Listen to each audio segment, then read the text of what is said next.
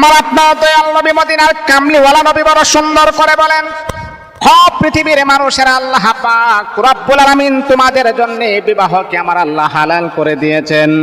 বিবাহ ছাড়া যত সম্পর্ক আছে সবগুলোকে আল্লাহ পাক রব্বুল আলামিন হারাম করে দিয়েছেন।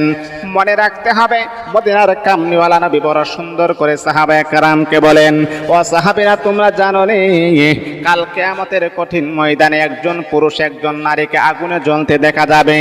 মনে রাখতে হবে তাদেরকে কেন আগুনের মাঝে তাদেরকে কেন শাস্তি দেওয়া হবে, কারণটা হলো দুনিয়ার জমিনের ভিতরে বিবাহ ছাড়া তারা সম্পর্ক করেছেন।